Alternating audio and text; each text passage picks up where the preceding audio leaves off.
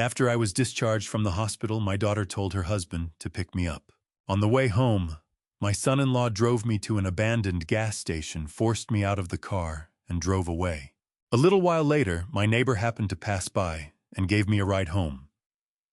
As soon as we arrived, I saw my daughter already waiting for me on the front porch, and what she did next left me completely stunned. I'm so thankful you've joined Dad's Revenge Stories today.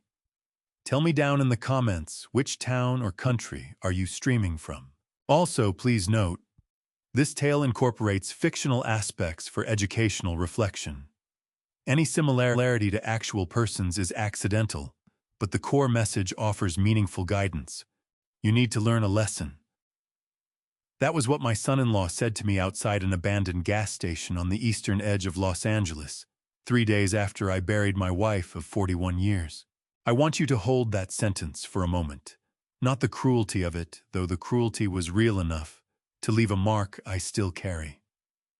I want you to hold the calm in his voice when he said it. Ryan Calloway did not shout. He did not shake with anger or stumble over his words. He said it the way a man says something he has rehearsed, something he has been looking forward to saying for longer than I would ever want to know. My name is Walter Marsh. I am 68 years old.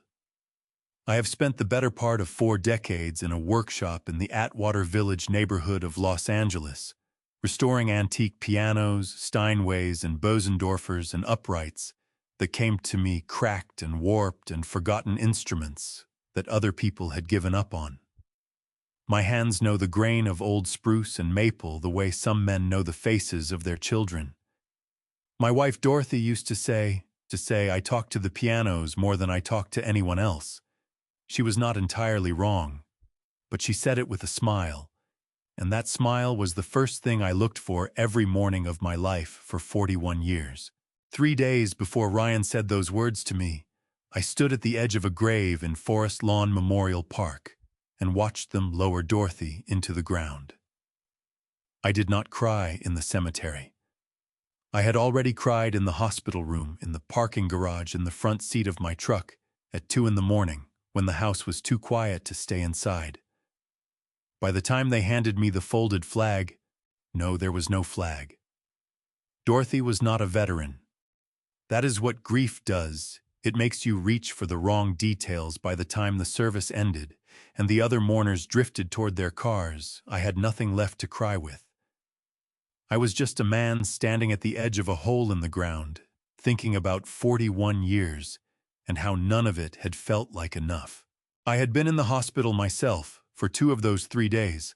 A mild ischemic stroke, the doctor said, the kind that announces itself with a dropped coffee mug and a sentence that comes out wrong, and a sudden terrifying understanding that your body has decided to make a point. I was discharged the morning Ryan came to pick me up. My left hand still felt slightly distant from the rest of me, as though it had been given the news a few minutes later than my right. Emily had called the evening before. My daughter. She sounded efficient and warm in the way she had sounded efficient and warm for most of her adult life. A warmth that got the job done without necessarily going deeper than the surface. Ryan will be there at 10, Dad, she said. He'll drive you straight home. I'll have everything ready. I told her I appreciated it. I told her I loved her. I told her I would see her soon. I believed all 3 of those things when I said them. Ryan arrived at the hospital lobby at 10 minutes past 10. He shook my hand, instead of hugging me, which I noted but did not remark on. He took my small bag without offering to help me with the door, carried it to the back seat of his black SUV, and pulled out of the hospital parking lot, without saying anything about Dorothy. Not I'm sorry. Not she was a wonderful woman. Not even the hollow obligatory we're going to get through this that people say when they have nothing real to offer. He turned on a sports radio station at low volume and drove east on the freeway, as though he were running a routine errand. I watched the city scroll past the window, the overpasses, the industrial yards, the pale October light that makes Los Angeles look like a photograph of itself. And I told myself that Ryan was a man who was not good with grief. Some people aren't. I had given him the benefit of the doubt for 15 years. It had become a habit. He exited the freeway earlier than he should have. I knew the route home. I had driven it more times than I could count. "This isn't the way," I said. "I know." His voice was flat. He did not turn his head. He pulled into a wide, cracked lot off Cesar Chavez Avenue, a decommissioned Chevron station that had been shuttered long enough for the signage to bleach and the pump islands to disappear beneath weeds. There was no one else there. The only sound was the tick of the cooling engine, and somewhere overhead, the buzz of a power line in the dry October heat. Ryan shifted the car into park and turned off the ignition. "Get out," he said. I looked at him. My left hand tightened against my knee. "Excuse me." He turned to face me then, and the expression on his face was not anger. Anger would have been easier to understand. It was something more deliberate than that, something patient, and certain, the face of a man who had decided something and was now simply executing the decision. "You heard me," he said. "Get out of the car, Walter." "Ryan." I said his name slowly, the way you speak to someone standing too close to an edge. "I just got out of the hospital. I need to get home." "Emily said to tell you something." He reached past me and pushed open the passenger door. The heat from outside rolled in immediately. "She said, and I'm quoting her directly here, that you need to learn a lesson." He smiled, then a tight, practiced pull at the corners of his mouth. "Her words, not mine." I stepped out because there was nothing else to do. My legs were not steady, but I found the ground. I stood beside the open door and looked at Ryan, and I understood in that moment, with the clarity that sometimes comes at the worst possible times, that this had been planned. The exit off the freeway. This empty lot. The words he was quoting like a man reading from a script he had memorized. He pulled the door shut. He started the engine. He drove away without looking back. I stood in that cracked parking lot with my discharge papers folded in my jacket pocket, and the October sun pressing down on my head, and the first thing I felt was not fear. It was something older and quieter, the recognition that I had been wrong about something for a very long time, and that the wrongness had just made itself impossible to ignore. I stood there with my discharge papers in my pocket, and the October sun pressing down on my head, and I did not know what to do next. My left hand was still trembling. I could not think past the next few minutes. Then I heard a car slow on the street beside the lot.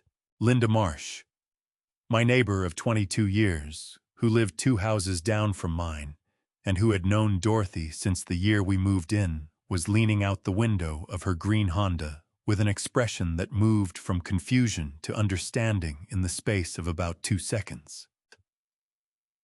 "Walter." She pulled over, immediately got out, before the car had fully stopped, and wrapped both arms around me without asking a single question. She had been on her way to the grocery store on Glen Feliz, the long way, the route she took when she wanted to think, and she would tell me later that she had almost, and the absolute normalcy of a world that had not yet come apart, and I held on for just a moment longer than I intended. "Get in," she said. "I'll take you home." She drove the familiar route, and neither of us spoke for the first few minutes. The radio was off. The city moved past the windows in its usual indifferent rhythm. When we turned onto my street and my house came into view at the end of the block, the pale yellow siding I had painted myself. The bottle brush tree Dorothy had planted the spring after Emily was born. The porch light on in the middle of the afternoon, I felt something tighten in the center of my chest that had nothing to do with the stroke. "Hi, Linda," I said quietly. "I see it," she said. Emily's car was in the driveway. She was standing on the front porch with her arms folded across her chest, watching us pull in, watching, not moving toward us, not waving, just watching with the particular stillness of someone who has been waiting for a long time and is no longer surprised by anything. You need to learn a lesson. That was what my son-in-law said to me outside an abandoned gas station on the eastern edge of Los Angeles, 3 days after I buried my wife of 41 years. I want you to hold that sentence for a moment. Not the cruelty of it, though. The cruelty was real enough to leave a mark I still carry. I want you to hold the calm in his voice when he said it. Ryan Calloway did not shout. He did not shake with anger or stumble over his words. He said it the way a man says something he has rehearsed, something he has been looking forward to saying for longer than I would ever want to know. My name is Walter Marsh. I am 68 years old. I have spent the better part of 4 decades in a workshop in the Atwater Village neighborhood of Los Angeles, restoring antique pianos, Steinways and Bosendorfers and uprights that came to me cracked and warped and forgotten instruments that other people had given up on. My hands know the grain of old spruce and maple the way some men know the faces of their children. My wife Dorothy used to say, "Hey, I talk to the pianos more than I talk to anyone else." She was not entirely wrong, but she said it with a smile, and that smile was the first thing I looked for every morning of my life for 41 years. 3 days before Ryan said those words to me, I stood at the edge of a grave in Forest Lawn Memorial Park and watched them lower Dorothy into the ground. I did not cry in the cemetery. I had already cried in the hospital room in the parking garage in the front seat of my truck at 2 in the morning, when the house was too quiet to stay inside. By the time they handed me the folded flag, no, there was no flag. Dorothy was not a veteran. That is what grief does. It makes you reach for the wrong details. By the time the service ended, and the other mourners drifted toward their cars, I had nothing left to cry with. I was just a man standing at the edge of a hole in the ground, thinking about 41 years and how none of it had felt like enough. I had been in the hospital myself for 2 of those 3 days. A mild ischemic stroke, the doctor said, the kind that announces itself with a dropped coffee mug and a sentence that comes out wrong, and a sudden terrifying understanding that your body has decided to make a point. I was discharged the morning Ryan came to pick me up. My left hand still felt slightly distant from the rest of me, as though it had been given the news a few minutes later than my right. Emily had called the evening before. My daughter. She sounded efficient and warm in the way she had sounded efficient and warm for most of her adult life. A warmth that got the job done without necessarily going deeper than the surface. "Ryan will be there at 10, Dad," she said. "He'll drive you straight home. I'll have everything ready." I told her I appreciated it. I told her I loved her. I told her I would see her soon. I believed all 3 of those things when I said them. Ryan arrived at the hospital lobby at 10 minutes past 10. He shook my hand instead of hugging me, which I noted but did not remark on. He took my small bag without offering to help me with the door, carried it to the back seat of his black SUV, and pulled out of the hospital parking lot without saying anything about Dorothy. Not "I'm sorry." Not "she was a wonderful woman." Not even the hollow obligatory "we're going to get through this" that people say when they have nothing real to offer. He turned on a sports radio station at low volume and drove east on the freeway as though he were running a routine errand. I watched the city scroll past the window. The overpasses, the industrial yards, the pale October light that makes Los Angeles look like a photograph of itself. And I told myself that Ryan was a man who was not good with grief. Some people aren't. I had given him the benefit of the doubt for 15 years. It had become a habit. He exited the freeway earlier than he should have. I knew the route home. I had driven it more times than I could count. "This isn't the way," I said. "I know." His voice was flat. He did not turn his head. He pulled into a wide, cracked lot off Cesar Chavez Avenue, a decommissioned Chevron station that had been shuttered long enough for the signage to bleach and the pump islands to disappear beneath weeds. There was no one else there. The only sound was the tick of the cooling engine, and somewhere overhead, the buzz of a power line in the dry October heat. Ryan shifted the car into park and turned off the ignition. "Get out," he said. I looked at him. My left hand tightened against my knee. "Excuse me." He turned to face me then, and the expression on his face was not anger. Anger would have been easier to understand.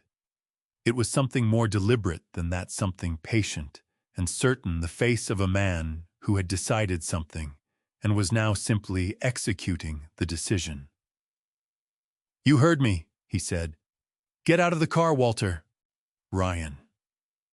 I said his name slowly, the way you speak to someone standing too close to an edge. "I just got out of the hospital. I need to get home." "Emily said to tell you something." He reached past me and pushed open the passenger door. The heat from outside rolled in immediately. "She said, and I'm quoting her directly here, that you need to learn a lesson." He smiled, then a tight practiced pull at the corners of his mouth. Her words, not mine. I stepped out because there was nothing else to do. My legs were not steady, but I found the ground. I stood beside the open door and looked at Ryan, and I understood in that moment, with the clarity that sometimes comes at the worst possible times, that this had been planned. The exit off the freeway. This empty lot. The words he was quoting like a man reading from a script he had memorized. He pulled the door shut. He started the engine. He drove away without looking back. I stood in that cracked parking lot with my discharge papers folded in my jacket pocket and the October sun pressing down on my head, and the first thing I felt was not fear. It was something older and quieter, the recognition that I had been wrong about something for a very long time, and that the wrongness had just made itself impossible to ignore. I stood there with my discharge papers in my pocket and the October sun pressing down on my head, and I did not know what to do next. My left hand was still trembling. I could not think past the next few minutes. Then I heard a car slow on the street beside the lot. Linda Marsh, my neighbor of 22 years, who lived 2 houses down from mine, and who had known Dorothy since the year we moved in, was leaning out the window of her green Honda with an expression that moved from confusion to understanding in the space of about 2 seconds. "Walter." She pulled over, immediately got out before the car had fully stopped, and wrapped both arms around me without asking a single question. She had been on her way to the grocery store on Glenfeliz, the long way, the route she took when she wanted to think, and she would tell me later that she had almost gone the absolute normalcy of a world that had not yet come apart, and I held on for just a moment longer than I intended. "Get in," she said. "I'll take you home." She drove the familiar route, and neither of us spoke for the first few minutes. The radio was off. The city moved past the windows in its usual indifferent rhythm. When we turned onto my street and my house came into view at the end of the block, the pale yellow siding I had painted myself, the bottle brush tree. Dorothy had planted the spring after Emily was born. The porch light on in the middle of the afternoon, I felt something tighten in the center of my chest that had nothing to do with the stroke. "Linda," I said quietly. "I see it," she said. Emily's car was in the driveway. She was standing on the front porch with her arms folded across her chest, watching us pull in, watching, not moving toward us, not waving, just watching with the particular stillness of someone who has been waiting for a long time and is no longer surprised by anything. Linda's car smelled like lavender and old upholstery, and I sat in the passenger seat with Dorothy's note folded between my fingers and let the city move past the window without seeing any of it. I'm afraid she'll forget who you are. Dorothy had written those words. Dorothy, who chose every phrase with the care of a woman who understood that language either built things or broke them. She had written them, tucked them inside a birthday card I had never seen before, and hidden them in the stack of my clothes in that garage, which meant she had placed them there before she died, before the hospital, before any of this. She had seen it coming and said nothing to me because that was Dorothy. She carried the hard things alone until she found a way to set them down gently. I closed my eyes and went back to the beginning. 5 days earlier, the morning Dorothy died. It was 4:43 in the morning when the nurse came in. I had been awake for most of the night, sitting in the recliner beside her bed, listening to the particular rhythm of the machines and telling myself that rhythm was stable, that stable was enough. When the nurse touched my shoulder, I already knew. The knowing had been sitting in the room with us for hours, patient and quiet, waiting for its moment. I held Dorothy's hand for a long time after. The machines were still. The nurse stepped out and gave me the silence I needed. I sat there in that pale green hospital room in the hours before dawn, and understood for the first time in my adult life what it meant to be completely alone. 2 days later, Emily came. I was still in my own hospital room. They had moved me to a different ward after the stroke, 2 floors up, a room with a window that looked out over the parking structure. I had not eaten much. I had slept in pieces. When Emily walked in that afternoon, I felt something loosen in my chest, the way it does when someone you love finally arrives and you realize how hard you have been holding yourself together. She hugged me. It lasted about 3 seconds. Then she pulled the chair close to my bed, sat down and placed a document on the bedside table. "I need you to sign this, Dad," she said. "It's a limited power of attorney, temporary, just for the transition period. It lets me handle financial matters on your behalf while you're recovering. Pay the bills, manage the accounts, deal with anything that comes up around the house. Just until you're back on your feet." I looked at the document. It was several pages, printed cleanly, the language formal in the way legal language always is, dense and precise, and easy to misread if you are tired and grieving and your left hand still does not feel entirely like your own. "Emily," I said, "I just lost your mother." "I know, Dad." Her voice was soft. "That's exactly why we need to get ahead of things. There's a lot to manage right now, and you shouldn't have to think about any of it. Just let me take care of it." I signed. I am not proud of that. But I want you to understand the particular weight of that moment, a man 2 days out from watching his wife die, still wearing a hospital bracelet, still processing the fact that 41 years had become past tense overnight. Emily was my daughter. I had known her since before she was a person. Signing that paper felt like letting someone I loved carry a bag that had become too heavy. It did not feel like handing her a key to a door I did not know she wanted to open. 3 days after that, I was discharged. And on my first night home, before Ryan came to pick me up, before the gas station, before any of it, I came back to a house that had already started becoming someone else's. The changes were not all visible at once. The kitchen felt right. The living room felt right. But when I walked down the hall to our bedroom, I stopped in the doorway and could not move. Dorothy's side of the closet was empty. Every dress, every blouse, every cardigan she folded with that particular precision, she had gone. The nightstand on her side had been cleared. The photograph from Zion was already down. The room smelled like cleaning product, instead of the faint lavender she kept in a small sachet in her dresser drawer. I stood there for a long time. Then I heard footsteps behind me. Emily appeared in the hallway. "I thought it would be easier," she said. "A clean start." Grief experts say it helps to not have constant visual reminders in the early, "Who told you to do this?" I asked.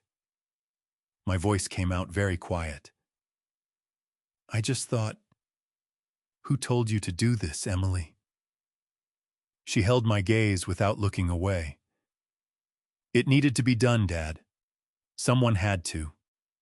That night, I lay in the bed that no longer smelled like Dorothy and stared at the ceiling and listened to Ryan's voice carry from the living room, low, unhurried, talking to someone on the phone.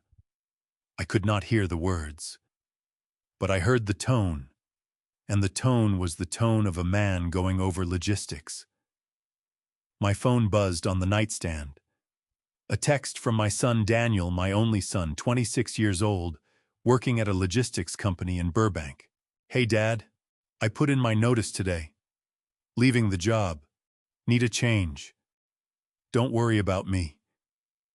I read it 3 times. Then I set the phone face down on the nightstand and lay back and looked at the ceiling again. And I understood that I was not looking at a series of separate things happening at once. I was looking at a single thing arriving in pieces. Linda drove without asking where I wanted to go. She just drove the way people do when they understand that the person beside them does not need a destination right now, so much as they need movement, the simple fact of the world continuing to pass. After a while she said, "You can stay with me tonight, Walter. I have the guest room." "Take me to the workshop," I said. "Please." She nodded and said nothing more about it. We were on the freeway, the city spreading out in every direction, under the flat October afternoon when the memory of the dinner came back to me. It had been the evening after Dorothy's funeral, the night before I was discharged, the first meal back in that house with Emily and Ryan. I had not thought about it clearly since then. Grief does that. It blurs the sequence of things, makes the days run together at the edges. But sitting in Linda's car with Dorothy's note still folded in my hand, the memory sharpened into something I could no longer afford to look away from. Emily had made pot roast.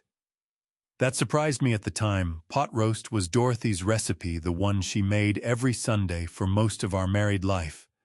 The one that filled the house with a smell so specific and so anchored in memory that it felt almost cruel to reproduce it 4 hours after we put her in the ground. But Emily had made it, and she had set the table with the good dishes, and when I came downstairs and sat down in my chair at the head of the table, I found that my chair was already occupied. Ryan was sitting in it. He had his phone face down on the table beside his plate. He was leaning back, slightly relaxed, the way a man sits in a chair he considers his own. He looked up when I came in and said, "Hey, Walter," in the tone you use with someone you tolerate. I stood at the end of the table for a moment. The chair to Ryan's left, what had always been Dorothy's chair, was empty. Emily came in from the kitchen carrying the pot roast on a serving dish and set it down without looking at me. "Sit anywhere, Dad," she said. "It's just dinner." I sat in the chair along the side. The chair I used to sit in when Emily was small and we had guests, and I gave up my usual spot to be polite. I sat there and watched Ryan serve himself, or watched Emily ask Ryan whether he wanted bread before she asked me. Watched the two of them exchange a look across the table that carried the comfortable shorthand of people who have already made their decisions and are simply waiting for the other party to catch up. No one mentioned Dorothy. Not once during that entire meal did either of them say her name. Not her cooking, not her absence, not a single memory. The woman whose recipe was sitting in the center of that table in a blue ceramic dish she had bought at a flea market in Pasadena, not a word. I ate and said very little, and told myself I was being unfair, that grief took people different ways, that silence was not the same as indifference. I had spent a lot of years telling myself things like that. "Walter." Linda's voice pulled me back to the freeway, to the green Honda, to the afternoon. Can I tell you something I probably should have told you sooner?" I looked at her. "Go ahead." She kept her eyes on the road. Over the past several months, maybe going back as far as last spring, I've been hearing things around the neighborhood. About you. She paused. About your health. Your memory. People saying you'd gotten forgetful, confused, that you'd been difficult to be around. One of the women from the Tuesday Garden Club told me Emily had mentioned you'd had some episodes of, I think the word she used was aggression. I sat with that for a moment. Aggression. Yeah, that's what she said. I have never in my life raised my hand to anyone, I said. Or my voice, for that matter. I know that, Walter. Linda's grip tightened slightly on the wheel. I've lived 2 houses down from you for 22 years. I know who you are. But other people who don't know you as well, they believed it. Or at least they didn't disbelieve it. And that's almost the same thing. I looked out the window at the overpass, sliding overhead at the pale sky beyond it. I thought about the people who had stood at Dorothy's funeral and pressed my hand and told me I was in their prayers. I thought about how many of them had been hearing this version of me, the confused version, the difficult version, the version that needed managing for months before I had any idea it existed. There's something else, Linda said. She hesitated, and the hesitation told me this part was worse. About 2 weeks before Dorothy passed, I was walking by your house in the evening. The windows were open. I heard Ryan on the back porch on the phone with someone. I couldn't hear everything, but I heard enough. She stopped. Linda, how he said, and I'm giving you his exact words, because I've thought about them every day since he said, the easiest outcome would be if the old man just took a fall down the stairs. Then nobody has to do anything. The freeway noise filled the car. Somewhere ahead, a truck changed lanes with a long groan of its air brakes. I should have told you then, Linda said. Her voice cracked on the last word. I told myself I had misheard. I told myself it wasn't my place. I told myself, you're telling me now, I said quietly. She nodded, and I saw her wipe the corner of her eye with the back of her wrist. I turned back to the window and watched the exit for Atwater Village approaching.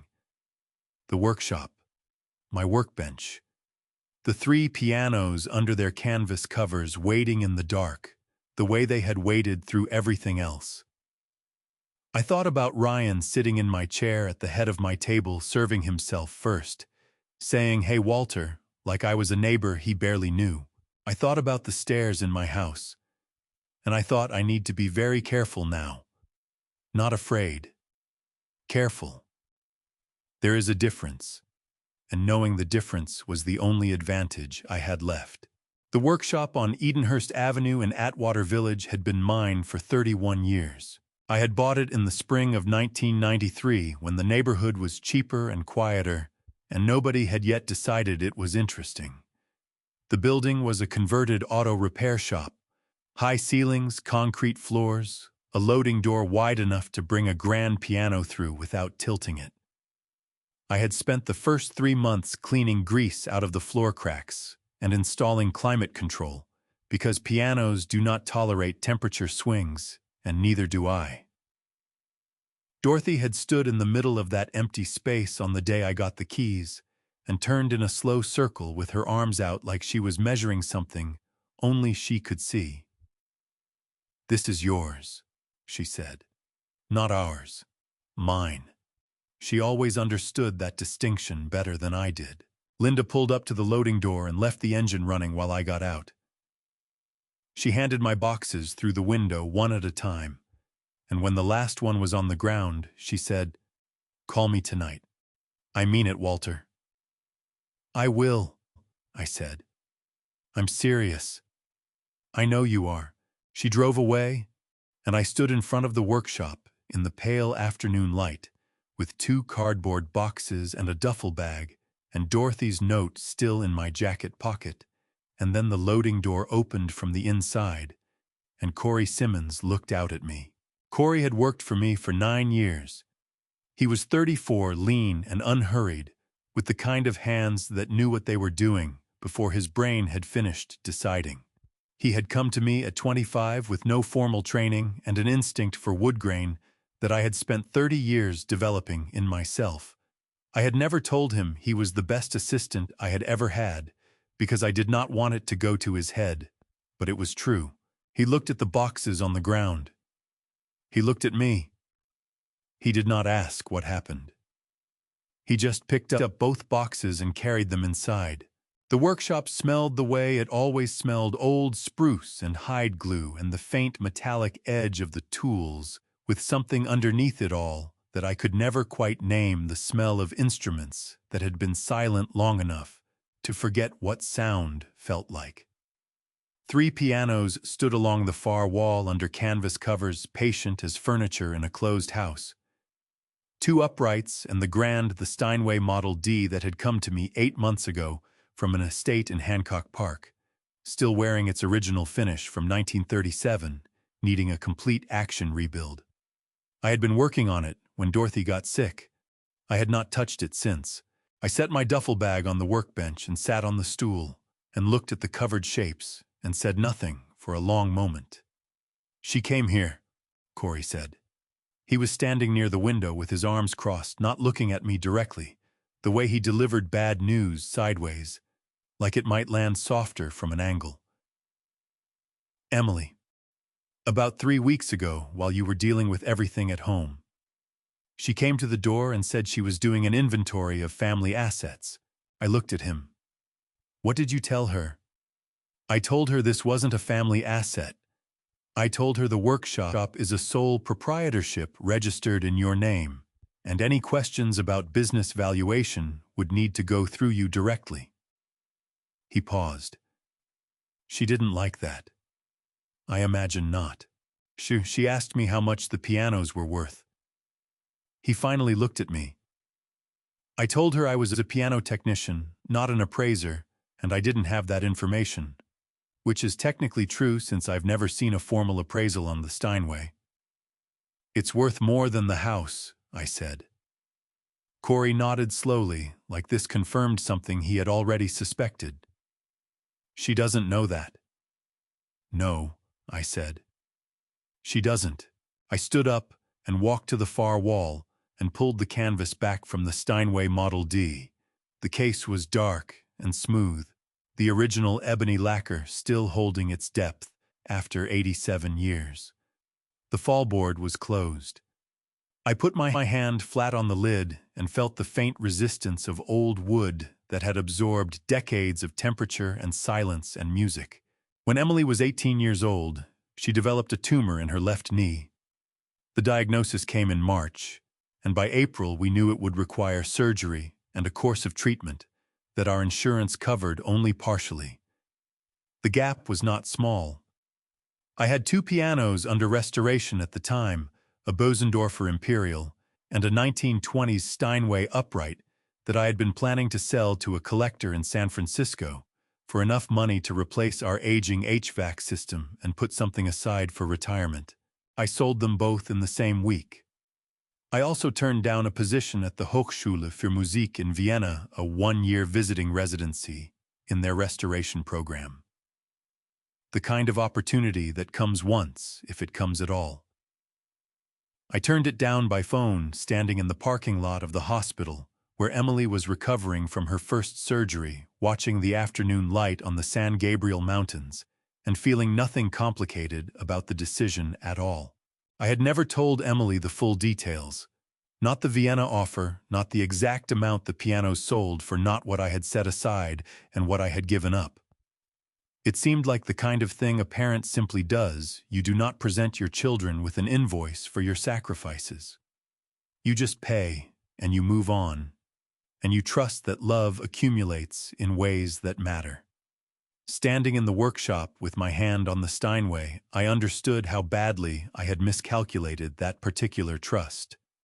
"Corey," I said. "Yeah. I need you to do something for me. I need you to call Dennis Hale. His number is in the green binder on the shelf, and tell him I need to see him tomorrow morning.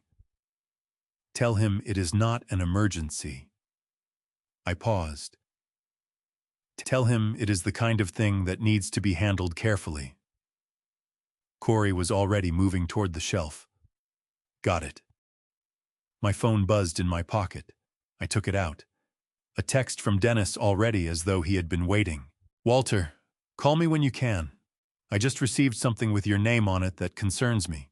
Dennis Hale had been my lawyer for 33 years, which meant he had known Dorothy had drawn up our wills and our property deed and the business registration for the workshop, and had sat across from me at enough difficult tables to understand that when I came to see him, I was not coming for comfort.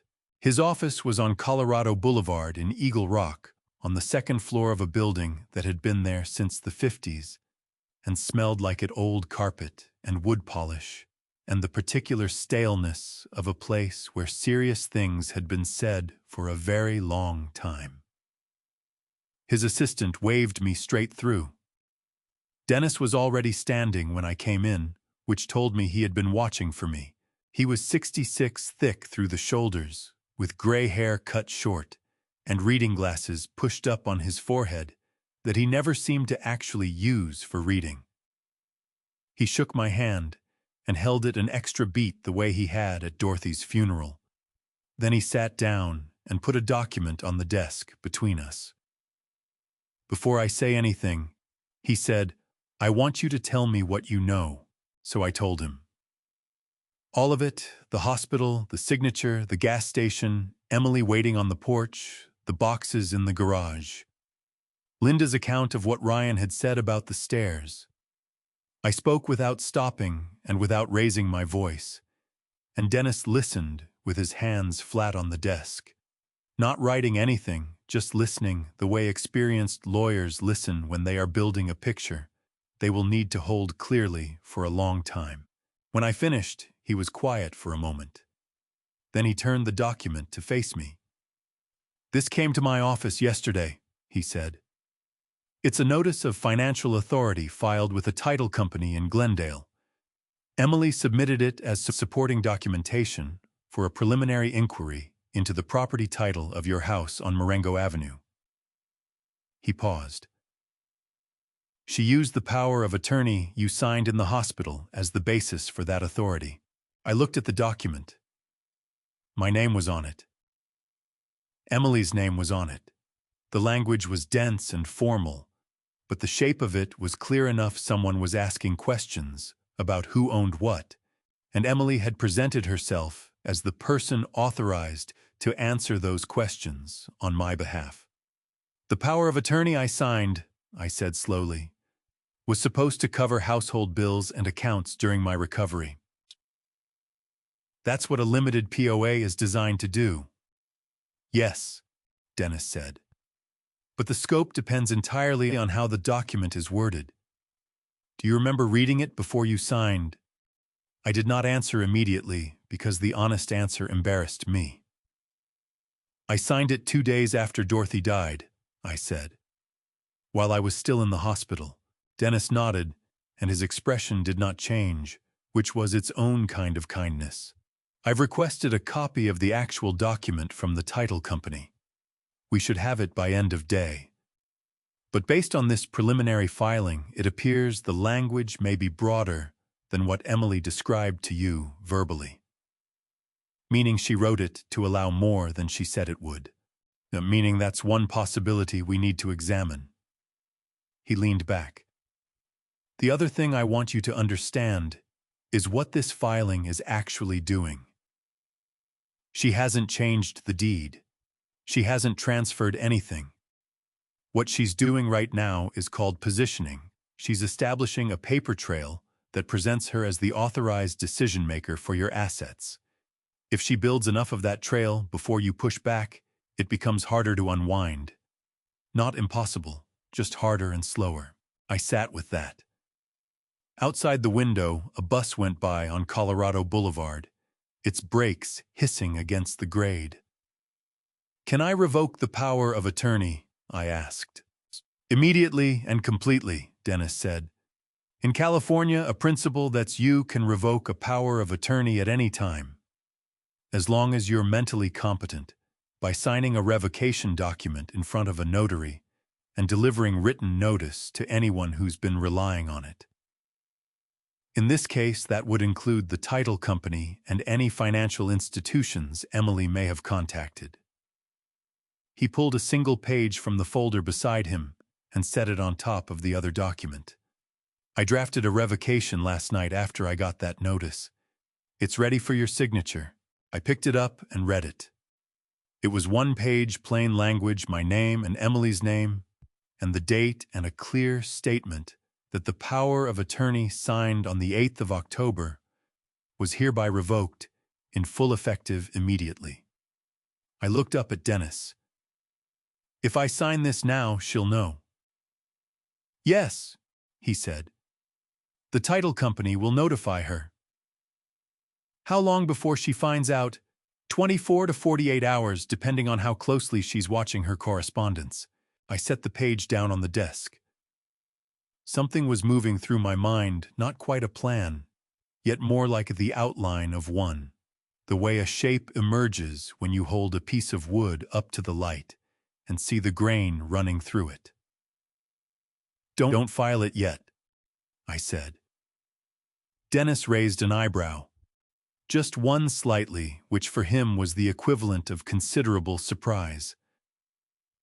I want to know exactly how far she's willing to go, I said, before she knows I'm watching. He studied me for a moment. Then he picked up both documents and slid them into a folder and wrote my name on the tab with a felt-tip pen, slow and deliberate. All right, he said, but Walter, don't wait too long. I stood and buttoned my jacket. On the drive back to the workshop, I stopped at a red light on Fletcher Drive and looked at the houses going up the hill and thought about Emily standing on my porch, with her arms folded, dressed like she had somewhere to be afterward. Then my phone buzzed with a text from Linda. A photo attached. My house taken from the street. A real estate sign planted in the front lawn facing traffic. The bottom of the sign read, "Listed by Callaway Property Group." 2 weeks passed. I slept on the cot in the back room of the workshop, the one I had set up years ago for the nights when a restoration ran long and driving home seemed like a waste of time I did not have. The cot was narrow, and the pillow was flat, and the climate control unit made a sound like a sleeping animal, and I lay there each night staring at the ceiling and listening to Atwater Village settle into quiet and thinking about things I could not yet say out loud. During those 2 weeks, I did not call Emily. I did not contact Ryan. I went to the grocery store on Glenfeliz Boulevard and bought what I needed, and came back and worked on the Steinway, and called Dennis every other day to check on the status of the revocation document, which we had still not filed. Dennis each time said the same thing: the title company had not moved further, which meant Emily was waiting for something. Probably waiting for me to make the first mistake. I was working on the Steinway's action mechanism, the assembly of hammers and levers and springs that translates a keystroke into sound, when Linda called. It was a Saturday evening around 6, the light going orange through the workshop's high windows. Walter. Her voice had that particular tightness it got when she was trying to stay calm about something that did not deserve calm. I need to tell you something, and I need you to hear it without doing anything rash. Go ahead, I said. I set down the regulating tool and straightened up slowly. They're having a party at your house tonight. Emily and Ryan. I can see the cars from my driveway. I counted at least 12, maybe more. There are string lights on the back porch. I can hear music. A pause. Walter, I just watched the Hendersons from the end of the block walk up your front path carrying a bottle of wine. I sat down on the workbench stool. The Steinway's fallboard was open, the keys exposed, 88 white and black surfaces gleaming under the workshop lights. Did anyone ask about me? I said.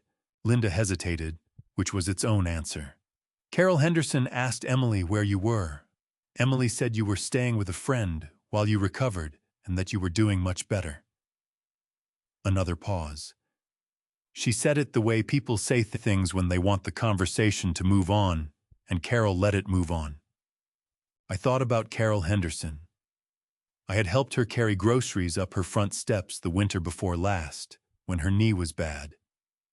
She had brought casseroles to our house 3 times in Dorothy's final month. She was standing in my living room right now, holding a glass of wine, listening to whatever music Emily had chosen, and had accepted without question that I was somewhere else doing fine, not worth looking for. "How does the house look?" I asked. Linda made a sound that was not quite a laugh. "They repainted the front door. It's gray now. It was red. Dorothy had painted it red herself. She had spent an entire Saturday on it 12 years ago, wearing her old college sweatshirt, the sleeves pushed up a brush in each hand. She kept calling me outside to look at it from the sidewalk as it dried, asking if the color was right. I had told her it was perfect about 6 times. The 7th time she asked, I said I would tell her it was perfect as many times as she needed to hear it. She laughed and threw the smaller brush at me and got red paint on my shirt. The door was gray now. "I'm not going to do anything rash," I told Linda. "Thank you for calling." After I hung up, I sat for a long time without moving. The workshop was quiet around me, the 3 covered pianos standing along the far wall like witnesses to something they had chosen not to speak about. I thought about the things that were happening in my house right now. People I had known for years, sitting in my chairs eating food. Emily had arranged on my counters, looking at walls that had been repainted in colors I had not chosen. Ryan at the head of my table again, or perhaps not even at the table, perhaps sprawled on the couch. I had reupholstered myself 15 years ago, perfectly comfortable, perfectly certain that whatever had been mine was in the process of becoming his. And why not? As far as anyone in that room knew, I had quietly stepped aside. The difficult old man who had become a burden had been managed and relocated. And now the house could become something better. Something that suited the people who actually intended to stay in it. That was the story. I had not yet written a different one. I stood up. I went to the back corner of the workshop where I kept the tools I used most, and I pulled the drop cloth off the upright Steinway against the east wall. Not the 1937 Grand, but the smaller one, a 1948 Model K, that I had fully restored 3 years ago and kept tuned out of habit. I sat down on the bench. The keys were cool under my fingers. I had not played in 4 months. Since before Dorothy got sick, actually. There had always been a reason not to, too busy, too tired, the restoration work, taking everything I had. I played 1 chord, just one to hear the room respond. The sound filled the workshop, rose to the high ceiling and came back, changed the way sound does in a space that knows how to hold it. I played for 2 hours. I did not think about Emily or Ryan or the gray door or the string lights or Carol Henderson with her wine. I played through every piece I still remembered, and some I had to reconstruct as I went, and when I finally stopped, my hands were warm and the workshop was fully dark outside the circle of the bench light. Corey knocked on the frame of the back room door. He had been there for a while, I could tell by how settled he looked, the way he was leaning against the door frame. "Someone came by this afternoon while you were at Dennis's," he said. "Sent by a property broker. They made an offer on the building." He held up a business card between 2 fingers. 40% below market value. I took the card. I looked at it. Then I set it face down on the workbench without reading the number. "Tell them," I said, "that this building is not for sale.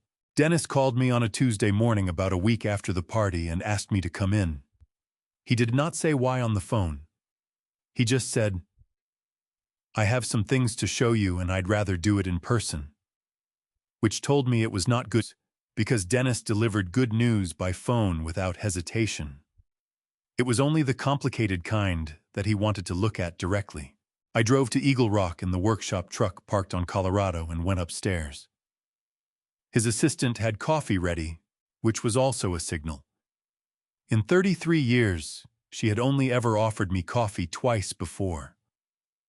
Both times it had been bad news that required sitting down for a long time. Dennis had 3 folders on the desk when I came in. He waited until I was seated and had the coffee in my hand before he opened the first one. "I want to start by explaining how I got this," he said, "because I want to be clear that everything here came from public records. UCC lien filings, business registration documents, court records from a civil judgment 2 years ago that Ryan apparently hoped had been forgotten. Nothing I obtained improperly. A UCC lien, I should explain, is a legal notice that a lender files publicly when they have a security interest in someone's assets. It is the paper trail that gets left behind when a business borrows against its equipment or inventory. They are public record, which means anyone with a reason to look can find them. Dennis had looked.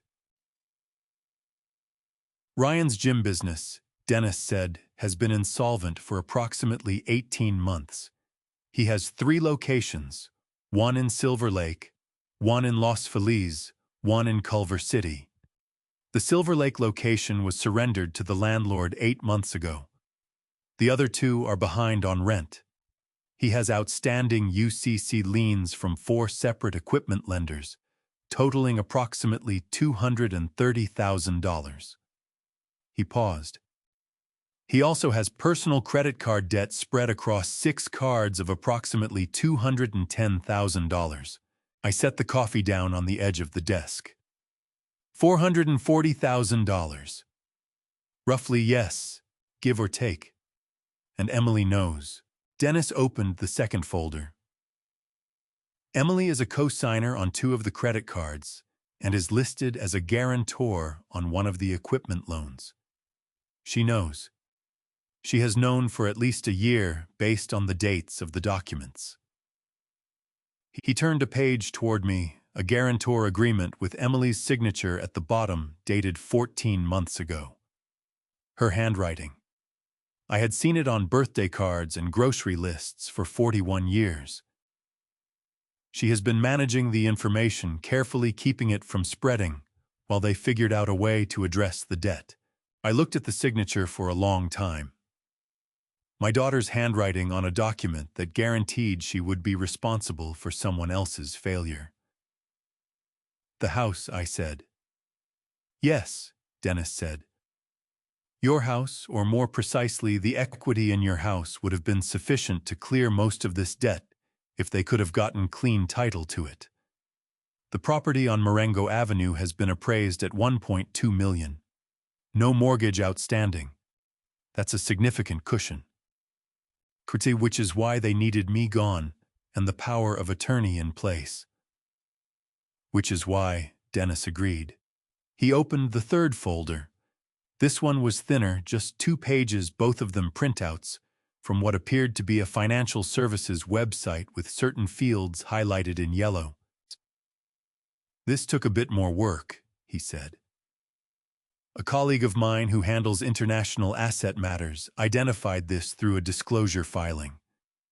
Ryan opened an offshore account approximately 10 months ago, a private account in the Cayman Islands held under a shell company registered in Delaware. The initial deposit was $40,000. He tapped the highlighted section. "The account has a designated beneficiary. It is not Emily." I looked at the highlighted name. A woman's name I did not recognize. "He's been preparing an exit," I said. "It appears so," Dennis said. "Whether Emily knows about this particular account is unclear. Based on everything else I've seen, I would guess she does not." I sat back in the chair and looked at the window. Outside, a red-tailed hawk was sitting on the telephone wire across the street, absolutely still, facing into the wind, with the patience of something that understood how to wait. I thought about Ryan at my dinner table, easy and comfortable, talking about future plans in the tone of a man who had already arranged the furniture of the future to his liking. I thought about the civil judgment Dennis had mentioned, court records from 2 years ago, something Ryan had hoped was forgotten. "What was the civil judgment?" I asked. Dennis turned back to the first folder. "A vendor sued him for non-payment. Gym equipment supplier out of Torrance. Ryan Lost was ordered to pay $68,000. He paid $11,000 and then filed for a payment extension, which lapsed without further payment. The vendor eventually settled for pennies, probably because going after Ryan further wasn't worth the legal cost." He closed the folder. "He has done this before, Walter. The gym business was not a run of bad luck. It is a pattern." I thought about Emily. Not the Emily who had folded her arms on my porch and told me I needed to go. The Emily I had known before, that the one who used to call me on Sunday afternoons just to talk, who had cried on my shoulder when her first serious relationship ended, who had stood beside her mother in the kitchen on Thanksgiving mornings and learned to make the cranberry sauce from scratch. That Emily had married this man, had signed his debt agreements, had been carrying the weight of his failure and building a plan to solve it using whatever I had left. She doesn't know about the offshore account," I said. It was not a question. "Almost certainly not." "Then she thinks she's protecting herself by going after my assets." I picked the coffee back up. It had gone cold. "She doesn't know he's already built himself a door she's not invited through." Dennis looked at me carefully. "What do you want to do with this?" I thought about the business card Corey had handed me the night of the party, the broker offering 40% below market for the workshop. I thought about the revocation document sitting in Dennis's folder, still unsigned and unfiled. "Keep building the record," I said. "Every piece. I want it complete before we move." Dennis nodded and reached for his pen. Outside, the hawk on the wire had not moved at all. I thought about it for 3 days before I made the call. Not because I was uncertain. I had been certain since the moment I sat in Dennis's office and watched him close that third folder. I was thinking about how to do it correctly, which is a different thing from deciding whether to do it at all. A man who acts too quickly out of anger makes mistakes that can be used against him. A man who acts at the right moment from the right position with the right preparation behind him, that man does not make mistakes. That man makes outcomes. On the 4th morning, I got up before dawn, made coffee on the workshop's small 2-burner stove, and sat at the workbench with Dorothy's note open in front of me. I read it one more time. Her handwriting slightly uneven the way it got toward the end, 7 words she had chosen as carefully as she chose everything. "I'm afraid she'll forget who you are. I'm afraid she'll forget who you are." I folded it carefully and put it back in my jacket pocket, where I had kept it since Linda's car. Then I picked up my phone and called Emily. She answered on the 3rd ring. "Dad." Guarded but trying not to sound guarded, which produced a particular flatness I recognized. "Emily." I let a breath go first, something that sounded tired. It was not entirely a performance. I was tired in the deep way that grief and sleeplessness and sustained anger produce a tiredness that sits below the ordinary kind. "I've been doing a lot of thinking out here." "Okay," she said carefully. I think I stopped. Let the pause run longer than felt comfortable. "I think maybe you were right. About some of it." A silence on her end. "Then, what do you mean?" "I mean, I've been sitting out here in this workshop for 2 weeks, and I've had a lot of time to think about things clearly. Without all the emotion. I let my voice go a little rough at the edges, the way it does when a man is swallowing something he does not want to swallow. I haven't been easy to deal with. I know that. Since your mother got sick, I haven't been managing things well, Dad." Her voice had shifted.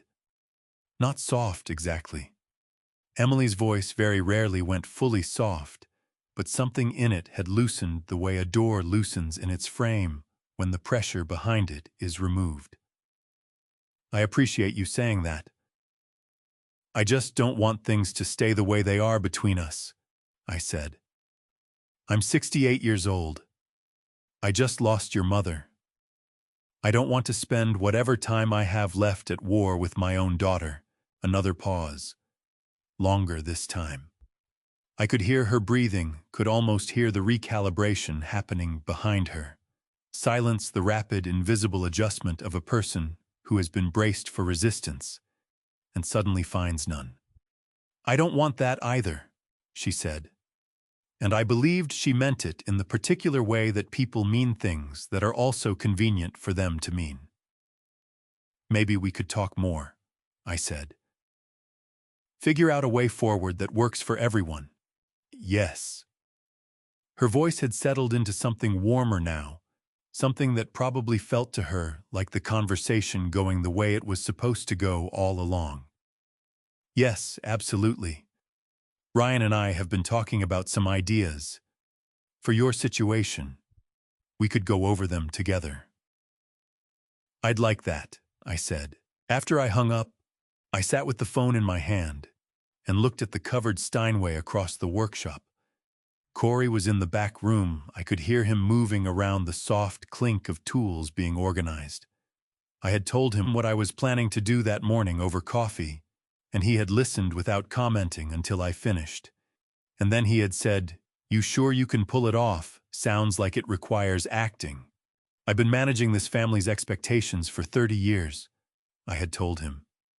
This is not my first performance. He had almost smiled. For Corey, that was the equivalent of a standing ovation. I went to the doorway of the back room. It's done, I said. Corey looked up from the tuning pins he was sorting. How'd she take it? The way people take things when you tell them what they already wanted to hear, I said, without questioning it hard enough. He nodded. What's next? Dennis files a request for independent cognitive assessment, I said, quietly.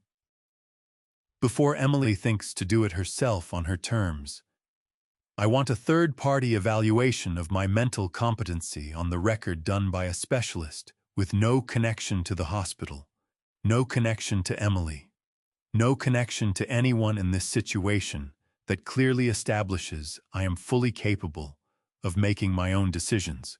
In California, when someone disputes another person's mental capacity, especially in matters of financial decision-making and property, a formal cognitive assessment by a licensed neuropsychologist carries significant legal weight.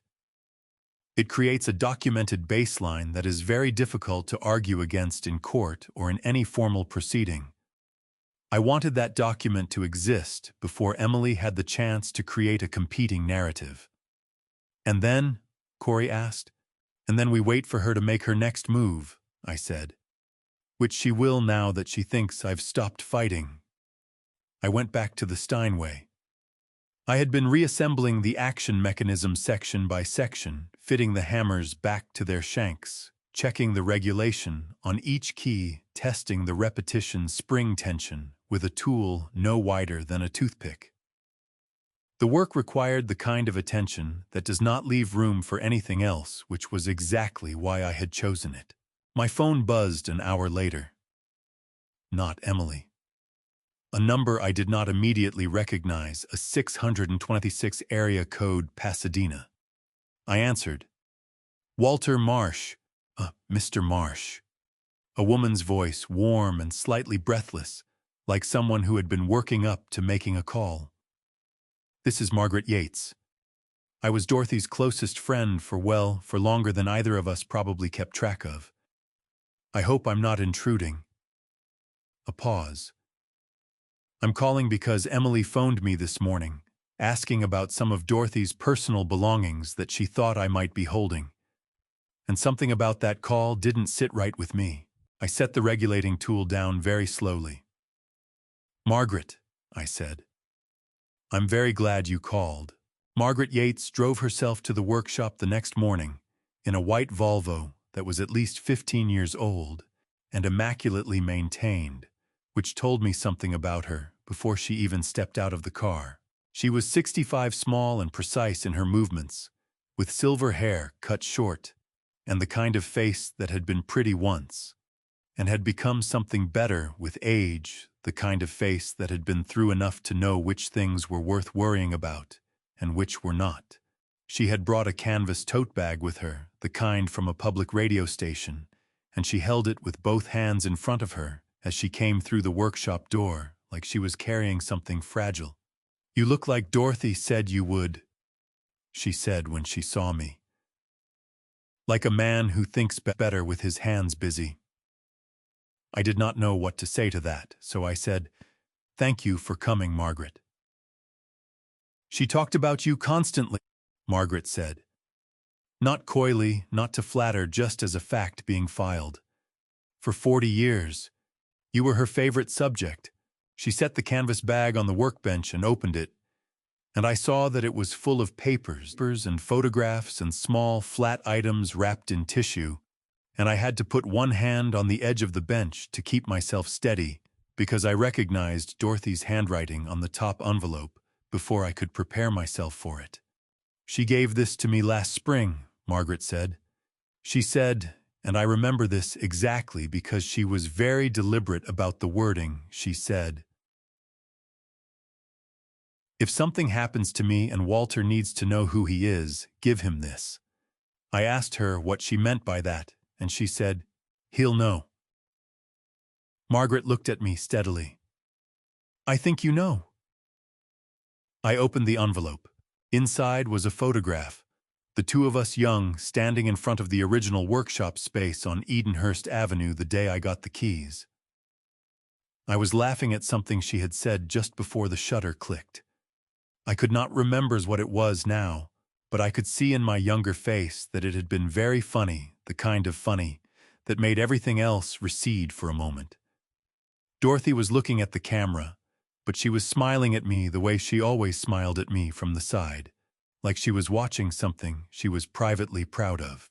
Behind the photograph was a folded sheet of paper. The receipt from Valley Presbyterian Hospital, dated 26 years ago, for Emily's surgical procedure and the first course of treatment. The total at the bottom was circled in Dorothy's handwriting. Below the circle, she had written a single line. "He never mentioned this." Not once. Behind that was a letter 3 pages handwritten, dated 14 months ago. I recognized the stationery immediately, the pale blue paper Dorothy bought in bulk from a shop in Los Feliz that she used for anything she considered important. I sat down on the stool and read it. Dorothy had written the letter as though she were writing to Emily, but the address at the top was my name, not Emily's.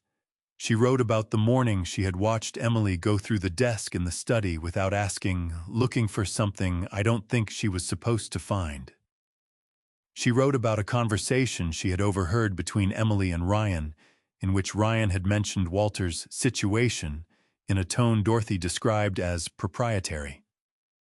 She wrote about the power of attorney forms she had found printed and sitting in Emily's car, tucked in the back seat, 6 months before I signed them in the hospital. I read that line twice. 6 months before.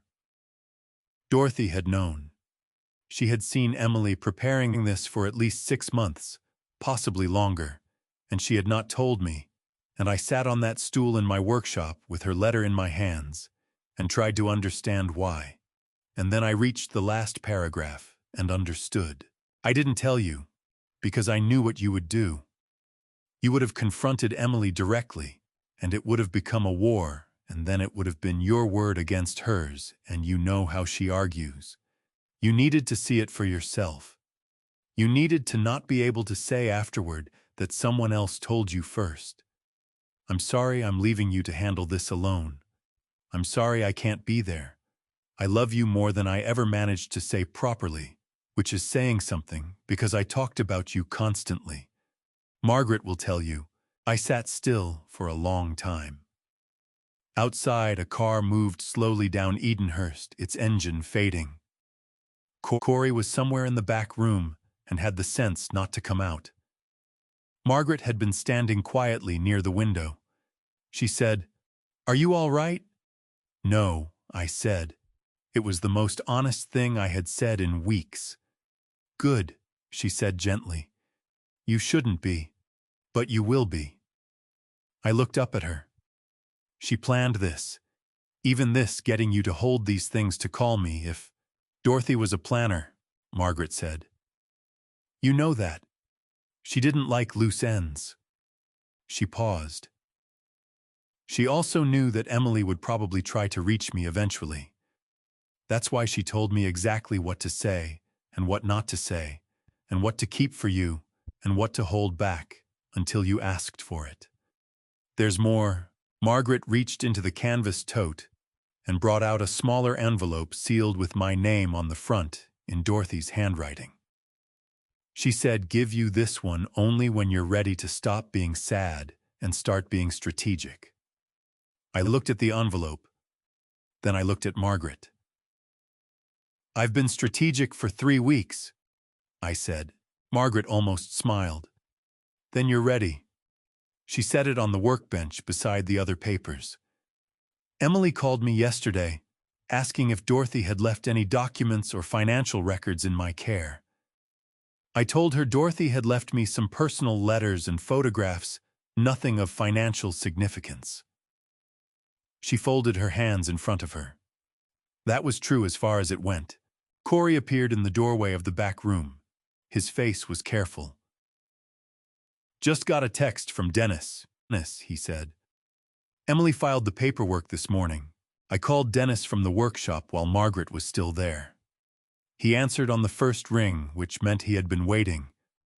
'You heard,' he said. 'Corey just told me. What did she file?' 'A petition for financial account review.'" His voice had the particular flatness he used when delivering information he wanted me to receive without the interference of his own reaction. "She's citing the power of attorney as authorization and requesting that a third-party administrator be appointed to review and oversee your primary accounts, checking savings, the investment portfolio, pending a determination of your capacity to manage complex financial decisions. She's framed it as a protective measure." I looked at Margaret. She had not moved from her spot near the window. She was watching me the way Dorothy used to watch me when I was working through something difficult quietly, without offering solutions, trusting me to find my own way through. "How long do I have before this creates a problem?" I asked Dennis. "The petition goes to a probate court clerk for initial processing. That typically takes 3 to 5 business days in Los Angeles County before it's assigned to a judge for review. Once it's assigned, there could be a preliminary hearing within 2 to 3 weeks." A pause. "If we file the revocation of the power of attorney today, right now, it pulls the foundation out from under her petition. She cited that document as her authorization. Without it, her standing in this petition is significantly weakened." "File it," I said. "Right now, everything. I'll need you in the office within the hour. The revocation needs your signature in front of a notary, and I have someone here who can do that today. I'll be there in 40 minutes. I ended the call and looked at Corey. "Lock up if I'm not back by 6. Then I looked at Margaret. "I'm sorry to cut this short." "Don't apologize," she said. She was already picking up her canvas tote. "Dorothy would have told you to go 20 minutes ago." She paused at the door. "The second envelope. Take it with you. Read it when you're done at Dennis's." I tucked it into my jacket pocket alongside Dorothy's note and drove to Eagle Rock. Dennis had the revocation document ready on his desk. When I arrived, one clean page, the same draft he had prepared weeks ago, now dated with today's date. His notary, a woman named Patricia, who had worked in the office for 11 years and had the efficiency of someone who understood that speed was sometimes its own form of legal protection, witnessed my signature, and affixed her seal within 4 minutes of my walking through the door. Dennis filed the revocation electronically with the title company in Glendale and sent written notice by certified mail and email simultaneously to Emily, to the financial institutions she had contacted, and to the probate court clerk's office where her petition was sitting, unprocessed. Under California law, a revocation delivered to the agent, in this case Emily, and to any third parties relying on the power of attorney, is effective immediately upon delivery. The document Emily had used as the basis for her petition was now legally void. So that's the first piece, Dennis said when it was done. Now the second. He opened a different folder. Inside was a document I recognized immediately, a new will replacing the one Dorothy and I had drawn up together 11 years ago. Dennis had prepared a draft at my request 3 days earlier after our meeting about Ryan's finances. I had reviewed it twice on the cot in the workshop at night, reading it with a flashlight, like a man studying something he needed to know by heart. The new will was straightforward. The workshop, the building, the land, and all instruments therein went to a charitable trust for music education, administered by the Los Angeles Philharmonic's Community Programs Office. The house on Marengo Avenue, once its title situation was resolved, would go to the same trust. A specific bequest of $20,000 went to Corey Simmons. A specific bequest of $10,000 went to Linda Marsh. Margaret Yates was named as a personal representative with authority to distribute Dorothy's remaining personal effects, according to a letter of instruction Dorothy had left with her. Emily was not named. I signed it in front of Dennis and Patricia, and Dennis countersigned as a witness alongside his assistant, and the document was dated and placed in Dennis's fireproof safe before I stood up from the chair. "She'll find out about the revocation within 48 hours, Dennis said. "When she does, she's going to move quickly. People who feel a door closing tend to push harder." "I know," I said. "Let her." I drove back to the workshop in the early afternoon, the second envelope from Dorothy on the passenger seat beside me. I waited until I was parked outside the loading door before I opened it. Inside was a single index card, the kind Dorothy used for recipes. On it, in her handwriting, were 2 sentences. "You always knew when a piano was ready. You just needed someone to tell you it was all right to play it. It's all right, Walter. Play." I sat in the truck for a long time with that card in my hand. The afternoon light was doing what it does in late autumn in Los Angeles, going golden and long across everything, making the ordinary look briefly consecrated. A mockingbird was singing in the bottlebrush tree at the edge of the parking lot, working through its repertoire with the dedicated energy of something that had no interest in being quiet. I put the card in my jacket pocket with Dorothy's note. Then my phone buzzed. A text from a number I did not recognize, no name, just a 310 area code, and a message of 4 words. "Dad. It's me, Daniel." By the time I had read Daniel's text twice and put the phone away, I looked up and saw him. He was already there, sitting on the pavement with his back against the loading door, knees drawn up, scrolling through his phone, 26 years old, and still doing the exact thing he had done at 16, when he was waiting for me to finish a repair so we could grab dinner. He stood up when he heard the truck, and I saw immediately that he had lost weight, and that his eyes had the particular flatness of someone who had not been sleeping well for a long time. I got out of the truck, and he crossed the lot and hugged me, a real hug, both arms and some weight behind it, the kind young men give when they have been worried about something and are relieved it has not gotten worse. "You're using a new number," I said when he let go. "Ryan took my old phone," he said. "It was on a family plan he was paying for. When I quit the job he'd set me up at, he canceled the line the same afternoon. He said it without drama, just information. He got me the job in the first place. Introduced me to the company, put in a word. I didn't know at the time what the point of that was.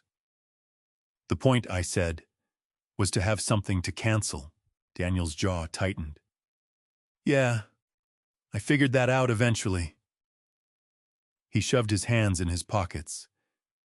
Dad, I need to tell you something, and I need you to know I'm sorry I didn't say it sooner. I knew something was wrong. I didn't know how wrong, and I told myself it wasn't my place, that Emily and Ryan were handling things, that maybe you needed the kind of help I couldn't give you. He stopped. That was a coward's answer, and I've been living with it. I looked at my son, 26 years old, standing in a parking lot in Atwater Village with his hands in his pockets, trying to hold himself accountable for something he had been too young and too outmaneuvered to have prevented. Dorothy would have known exactly what to say to him. I was working with less. You're here now, I said. That's what matters. We went inside, and I made coffee on the 2-burner stove, and Daniel sat on the stool at the workbench, and I told him everything the same way I had told Dennis, without stopping and without raising my voice.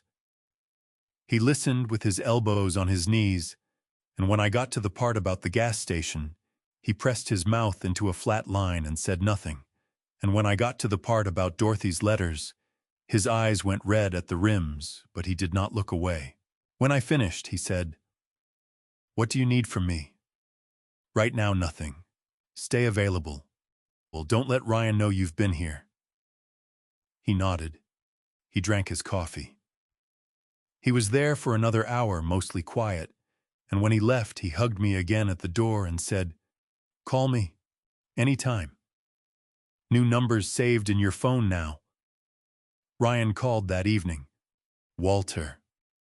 Smooth, warm, the voice of a man performing generosity. "Emily and I have been talking, and we feel terrible about how things have been between all of us. We want to make it right. Would you come to dinner Friday, just the 3 of us? Emily's going to cook." I waited one beat, the beat of a man, deciding whether to trust. "I'd like that, Ryan," I said. "I'd like that very much." Corey drove me on Friday. He parked 2 blocks away and said, "You need me to come in?" "No," I said. "I need you to stay exactly where you are and answer your phone if I call." He looked at me steadily. "Don't let them get to you." "They won't," I said, and I meant it. The house looked different in the early evening light. The gray door, the new outdoor furniture on the porch, a potted olive tree where Dorothy's rose bushes had been. Someone had power washed the driveway. Everything was clean and arranged, and completely indifferent to what the house had been before. Emily opened the door. She was dressed carefully, a silk blouse and good earrings, and she hugged me with both arms and said, "Dad, I'm so glad you came." And it almost sounded real. The table was set with linens I did not recognize. The kitchen smelled of roasted chicken and herbs, and Ryan was opening a bottle of wine at the counter when I came in. He shook my hand with both of his, a politician's handshake, two-handed and too warm. "Walter, good to see you, man. Sit down, sit down." I sat in the chair along the side, not the head of the table which Ryan had already moved his own setting to. I noticed this without reacting to it. Dinner proceeded gently. Emily asked about the workshop. Ryan talked about the future in broad, comfortable terms that never landed anywhere specific. I asked questions that sounded like the questions of a man still finding his footing, slightly unsure, slightly grateful for the attention. Each time I did, Ryan's shoulders dropped a fraction of an inch. Then Ryan set down his wine glass and reached into the leather folder he'd placed beneath his chair and produced 2 pages paper-clipped together. "We've been working on something," he said, sliding them across the table. "Just a framework, nothing formal. A property management agreement that would let Emily and me help oversee the house and the workshop accounts while you focus on your health. Really just making things official that we've already been doing informally." I picked up the pages. I read them slowly, the way a man reads when the words are not quite coming together the way they used to. I turned to the second page. I set them back down. "Can I take these home and look them over?" I asked. "I want to make sure I understand everything before I sign." Ryan smiled. "Of course," he said. "Absolutely. Take all the time you need." I nodded and folded the pages and put them in my jacket pocket. I ate the rest of my dinner. I thanked Emily for cooking. I said goodnight at the door and walked 2 blocks to Corey's car in the dark. In the car, I called Dennis.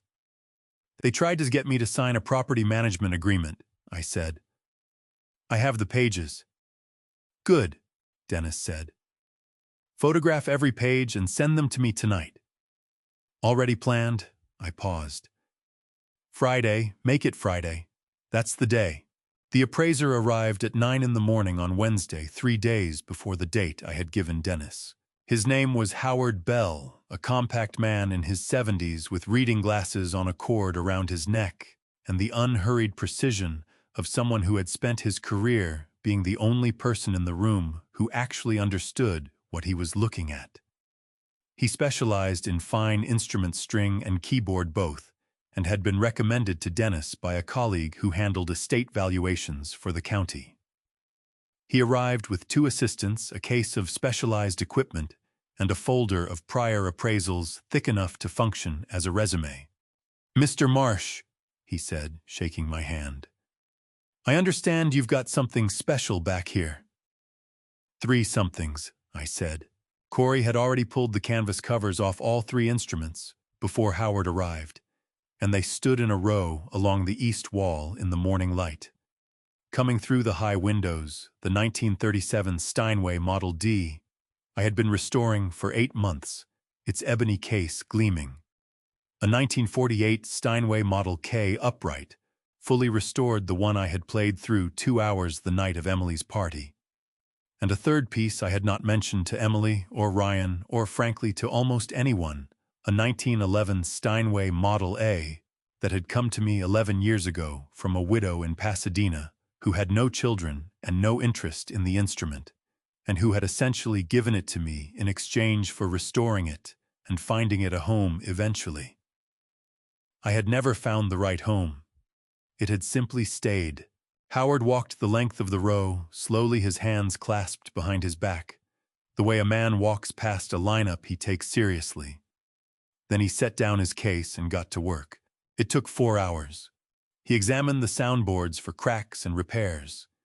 He checked serial numbers against Steinway's historical production records, which he had loaded on a tablet. He photographed the casework, the ivory keys, original ivory pre-1975, which he noted required specific documentation to establish legal ownership and transferability under current federal wildlife regulations, since the interstate sale of ivory-keyed instruments is restricted by the Endangered Species Act. He tested the actions, played scales and chords on each instrument, listened with his eyes closed for stretches of 30 seconds at a time, like a man praying.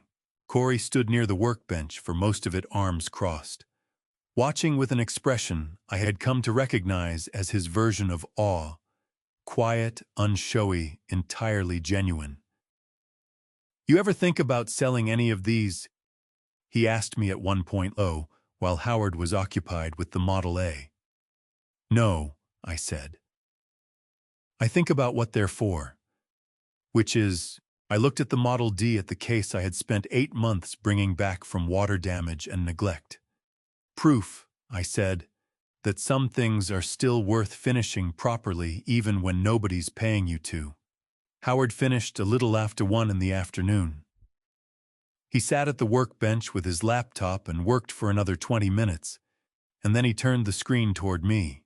"I'll have the full written appraisal to you and your attorney within 5 business days," he said. "But I can give you the preliminary figures now because I think you should hear them directly rather than read them alone."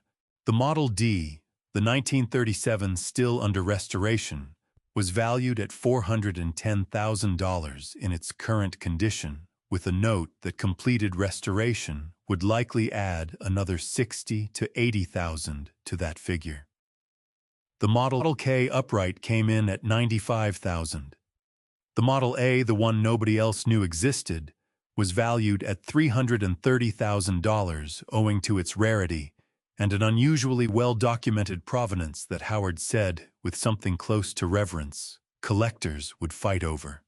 But that's roughly $835,000. Howard said, in 3 pianos. And that's before we factor in the value of the building itself, which I understand is being appraised separately. I sat with the number. I had known in a general way that the instruments were valuable.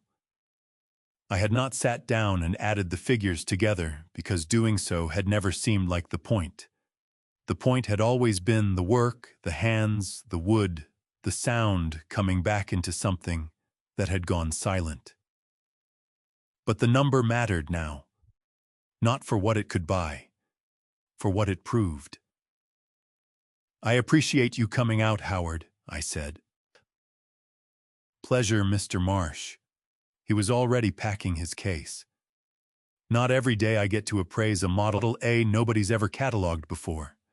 You've got something rare here. In more ways than one, I'd guess." He glanced around the workbench, the tools hung in careful order along the wall, the smell of it all. "This is a life's work. I don't say that about every shop I walk into." After he left, Corey and I stood in front of the 3 pianos in silence for a moment. "Dennis is going to want that appraisal before Friday," Corey said finally. "He'll have it," I said. "Howard's sending the preliminary summary tonight." My phone buzzed. Emily's name on the screen. I answered. "Emily." "Hi, Dad." Her voice was bright, deliberately casual, the tone of someone delivering a lie she had rehearsed. "Ryan and I are having a few people over Friday evening, just a small get-together, nothing formal. But listen, don't feel like you need to come out for it. It's a work thing, mostly colleagues of Ryan's. It'll be boring for you. Rest up instead, okay? We'll see you soon for something, just the 3 of us." I looked at Corey. He was watching my face, waiting. Of course," I said into the phone. "You two have fun." I hung up and set the phone down on the workbench beside Howard's laptop bag and the folder of preliminary figures. "She doesn't want you there Friday," Corey said. "No," I said. "Which is exactly why I'm going to be." I woke at 5 o'clock on Friday morning without an alarm, the way I always used to before Dorothy got sick, back when waking early was simply what my body did, and not something I had to negotiate with a mind full of grief and strategy. The workshop was dark, except for the small amber glow of the space heater in the corner. I lay on the cot for a few minutes, looking at the ceiling at the exposed beams I had reinforced myself back in 1996, when the county inspector flagged them during a routine review, and I let myself feel for just a moment the full weight of everything that was about to happen. Then I got up and made coffee. I made it the way Dorothy taught me back in the first year we were married, when I burned 3 consecutive pots trying to get the ratio right. And she finally took the kettle out of my hands and showed me patient in a way she was not naturally patient about most things. 2 scoops for every 12 ounces. Water just off the boil. Let it bloom before you pour. I had made coffee this exact way for 41 years, and every single morning it was a small private conversation with her that nobody else in the world knew was happening.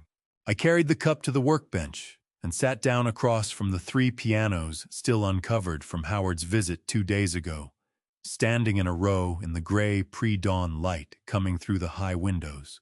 I thought about the house on Marengo Avenue, the one I had built the additions on myself over a period of 11 years, the sunroom in 1988, the second bathroom in 1994, the deck in 2001, each project undertaken during whatever stretch of months I could manage between piano restorations, because a man needs somewhere to put his hands when the work he loves does not pay well enough on its own to cover everything a family requires. I thought about digging the foundation for that deck with Daniel, who was 9 at the time, handing me tools and asking 100 questions I did not have patience for on that particular Saturday, and how I regretted now every moment of impatience I had ever shown him. I thought about the day I sold the Bosendorfer Imperial and the 1920s Steinway upright to fund Emily's surgery. I had told Dorothy it was an easy decision, and it had been in the sense that I never once considered another option. But I remembered driving home from the collector's house in San Francisco after signing the paperwork alone in the truck and pulling over on the shoulder of the 101 somewhere near Gilroy because I could not see the road clearly anymore. I sat there for 20 minutes. Then I wiped my face, started the truck, and drove the rest of the way home. And I never told anyone about those 20 minutes, not even Dorothy, because it seemed important that the sacrifice look effortless from the outside. I understand now that this was its own kind of mistake, not the giving, but the hiding of what the giving cost. I thought about Emily's college graduation. I had stood at the very back of the auditorium at UCLA on purpose, because Dorothy and I had discussed it beforehand, and agreed that Emily deserved a day that was entirely about her, unclouded by the sight of her father in the third row, getting emotional at the wrong moment. I had watched her walk across that stage in her cap and gown from 400 feet away, and I had clapped until my hands hurt, and she had never known I was there in any capacity other than the general blur of family in the crowd. I had wanted it that way. I still believed even now that I had been right to want it that way. None of this, I understood, sitting in the workshop with my coffee going cold, was something I needed to relitigate or regret. I was not doing this to prove what I had given. I did not need Emily to know the price of any of it in order for the giving to have been real.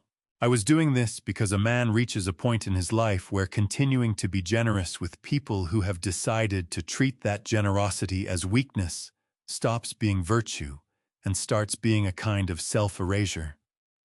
Dorothy's note had said she was afraid Emily would forget who I was. I understood now, finally, sitting in that gray morning light, that the more urgent danger had never been Emily forgetting who I was. It had been me forgetting it first. I finished the coffee. I stood up, went to the small bathroom at the back of the workshop, and looked at myself in the mirror above the sink for longer than I usually allowed myself to. 68 years old. Tired around the eyes in a way that had nothing to do with sleep, but steady. My hands, when I held them up in front of the mirror, were not shaking. I shaved carefully. I put on the blue button-down shirt Dorothy had always said made me look, in her words, like a man who could be trusted with something important. I combed what was left of my hair. I looked at the man in the and understood that he was not the man who had been pulled out of a car at an abandoned gas station 8 weeks ago and told he needed to learn a lesson. He had already learned it. I walked out to the main workshop floor, where Corey was waiting by the loading door dressed in a jacket I had never seen him wear before. His face set in the particular stillness of a man who understood the day mattered. "Ready?" I asked. "Ready when you are," he said. My phone buzzed on the workbench. A text from Dennis. "I'm parked outside their house now. The cars are starting to arrive. When you're ready, call and I'll meet you at the corner of Marengo and Avenue 43. I picked up the phone, read it twice, and put it in my jacket pocket alongside Dorothy's note and the index card that told me it was all right to play. "Let's go," I said.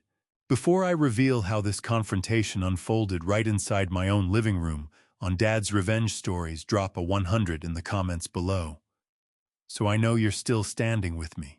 And please keep in mind, the upcoming events contain dramatized elements. If that isn't what you're looking for, feel free to pause or close the video right here.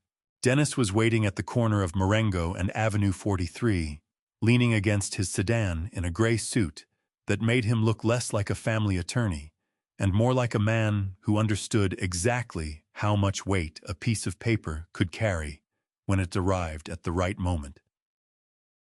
"You sure about this?"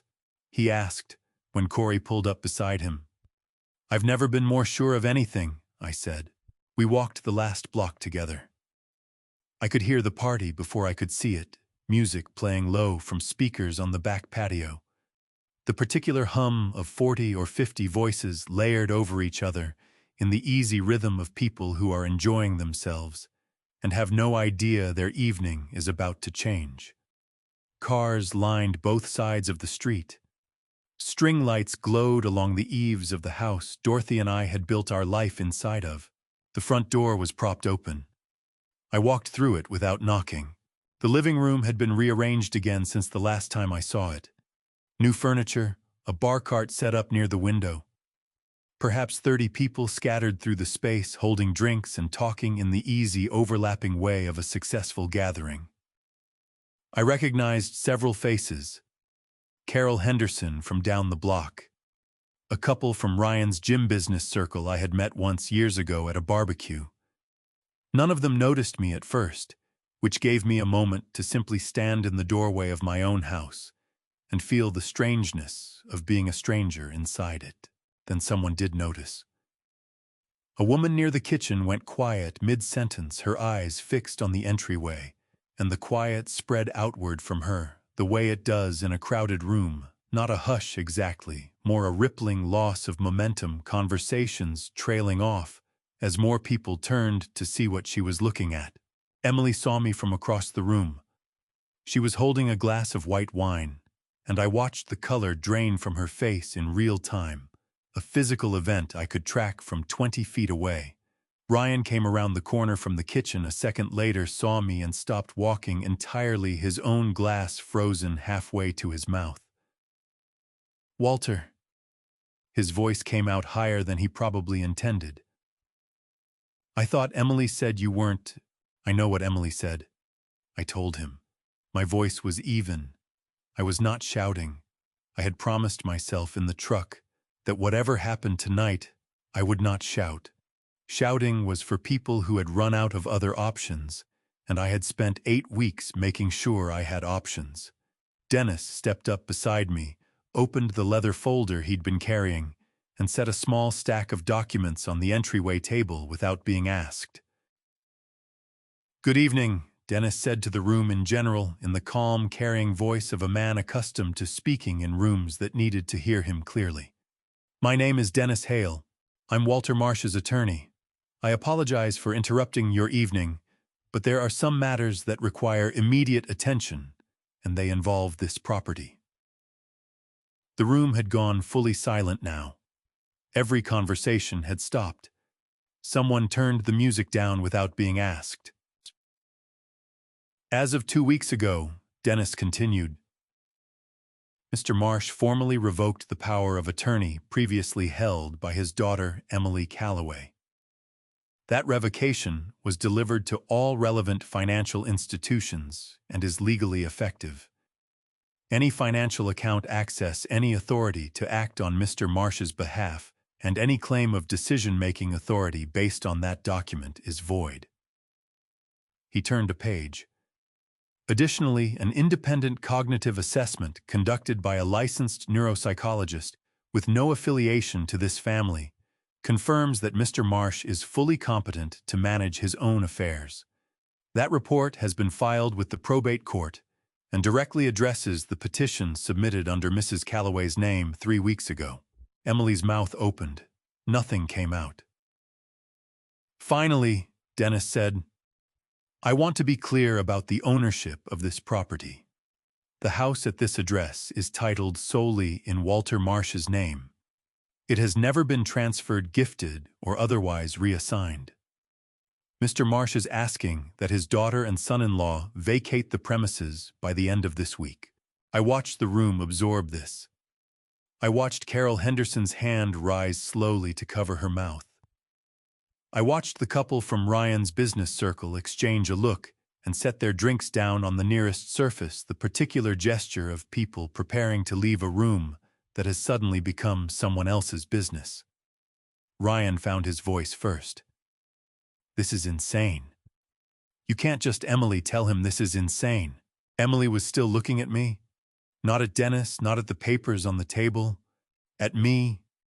And for one moment something crossed her face that I had not seen there in months, not calculation, not composure, something closer to the expression she used to have as a child, when she had broken something valuable, and was working out in real time whether honesty or denial would cost her less. "Dad," she said. Her voice was very quiet. "You don't understand what's been happening. We've been trying to help you." "I understand exactly what's been happening," I said. "I've understood for a while now. I let you believe otherwise because I needed to see how far you were willing to go before I did anything about it. I looked around the room I had built additions onto with my own hands at the people standing in it, holding drinks they no longer wanted at the gray door and the potted olive tree, and everything that had been rearranged to erase the 41 years Dorothy and I had spent making this place a home. "I'm not angry," I said, and I found saying it that it was mostly true. "I'm just done pretending I didn't see it." Near the back of the room by the sliding door to the patio, a man I did not recognize had gone very still. He was watching Ryan with an expression that had nothing to do with the drama unfolding at the front of the house. An expression of recognition, sharp and sudden. The look of a man who has just realized the person he came here to enjoy an evening with owes him a great deal of money. He set down his drink and began walking toward Ryan. The man crossing the living room was somewhere in his 50s, heavy-set, wearing a golf polo that looked slightly out of place among the party's more curated outfits. He stopped directly in front of Ryan and looked at him for a long moment before speaking. "Ryan Calloway," he said. "I thought that was you." Ryan's face had gone the color of old paper. "Frank. Hey. I didn't know you were Emily's friend, invited I didn't realize you'd be here." I imagine not," Frank Delgado said. His voice was calm, almost pleasant, which made it worse. "I'm the equipment lender for your Los Feliz location, I should say. Since you defaulted on the note 4 months ago and stopped returning my calls 3 months ago." He glanced around the room at the string lights and the bar cart and the well-dressed guests who had gone very quiet again, watching this second collision unfold on top of the first. "This is a nice house. Didn't realize things had turned around for you." "Tom, this isn't the time," Ryan said, his voice tight. "No," Frank agreed. "It's actually the perfect time because I've been trying to find a time for 3 months, and you've made yourself very hard to locate. $230,000 across 4 pieces of equipment, Ryan. My attorney has been drafting the collection filing for 2 weeks. I was going to have him serve you at your gym, but here we are." I watched Emily's face during this exchange, and what I saw there was not surprise exactly. It was the specific, sickening arrival of confirmation. She had known Ryan owed money. Dennis had told me she'd co-signed some of it, guaranteed some of it. But the number Frank had just said out loud in front of 30 witnesses in the house she had spent 2 months trying to secure as collateral against exactly this kind of disaster was landing on her like something physical. $230,000, she repeated quietly, mostly to herself. "That's just the equipment loans." "There's more?" Frank asked with the interest of a man who had just discovered he was not the only creditor in the room. Emily did not answer him. She turned to Ryan instead, and something in her face had shifted from shock into something colder. Something that looked for the first time all evening like the woman who had stood on my porch with her arms folded and told me I needed to learn a lesson. "How much do you actually owe?" she said. It was not a question. It was a demand. "Emily, not now." "How much?" Ryan's jaw worked. "It's not the numbers aren't as bad as they look, there's context." "Dennis," I said, and Dennis, understanding immediately, stepped forward. and set a single sheet of paper on the entryway table beside the others, the summary he had prepared weeks ago, the one built from public UCC filings and court records. "The gentleman is referring to the equipment loans," Dennis said evenly to Emily. "There is also approximately $210,000 in credit card debt, on which you are a co-signer on 2 of the 6 accounts, and a civil judgment from 2 years ago for $68,000 largely unpaid." The room had gone completely silent now. Someone near the kitchen quietly set down their drink and picked up their purse. "That's over $400,000, Emily said. Her voice had lost its polish entirely. "There's also," Dennis said, and I watched him choose to say this next part carefully, watched him decide that Emily deserved to hear it from someone other than her father. "An offshore account in the Cayman Islands opened 10 months ago under a Delaware shell company. $40,000 initial deposit.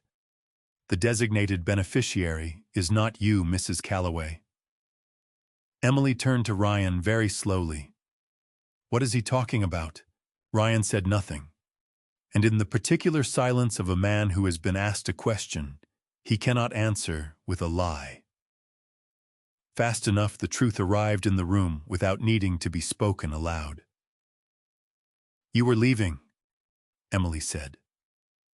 Her voice had dropped to something raw and disbelieving. "You were going to let me deal with all of this and you were leaving." "It's not like that." "Then what is it like, Ryan?" Her voice rose, now cracking at the edges, and I watched the composed, calculating woman who had orchestrated my humiliation 8 weeks ago come apart in real time in front of her husband's business colleagues and her own neighbors and her own father. "I signed your loans. I lied to my father for you. I threw my father out of his own house for you. Was any of it even for us? Or was I just the last piece of collateral you hadn't cashed in yet?" Frank Delgado, to his credit, had the decency to take a step back, understanding he had walked into something considerably larger than the debt he'd come to collect. Ryan's mouth opened, closed. He looked around the room at the guests who were now visibly, unhurriedly moving toward the door, at Frank Delgado's flat, unsympathetic expression, at Emily's face contorted with a betrayal that had nothing to do with me and everything to do with him. "Jot, I need everyone to leave," Emily said to the room, her voice shaking. "Now. Please. This party is over." I stood near the entryway and watched my house empty out, guests filing past me toward the front door with the particular haste of people who have witnessed something they will discuss for weeks, but do not want to be seen witnessing. Carol Henderson paused beside me on her way out. "Walter," she said quietly, "I'm so sorry. I didn't know." "I know you didn't," I said. And I meant it in a way I would not have been capable of 8 weeks ago. Within 20 minutes, the house was empty except for Emily, Ryan, Frank Delgado, Dennis Corey, and me. Frank was still waiting near the door, his patience visibly running out. Emily and Ryan stood on opposite sides of the living room, not looking at each other, the wreckage of the evening settling around them like dust after a collapse. I picked up my jacket from where I'd set it down. "I'll be at the workshop," I said to no one in particular. "Dennis has all the paperwork regarding vacating the property by the end of the week." I walked out into the cold December night and did not look back. The knock came just after 9, 3 sharp raps against the loading door, barely audible over the rain drumming on the roof. I had been sitting at the workbench for the past hour, not working, just sitting the way you sit after something large has finished, and you need a moment to understand what the silence sounds like now. The lamp over the Steinway was still on. Corey had gone home an hour earlier after offering without being asked to stay.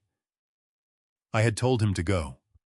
Some things a man needs to face with only his own company.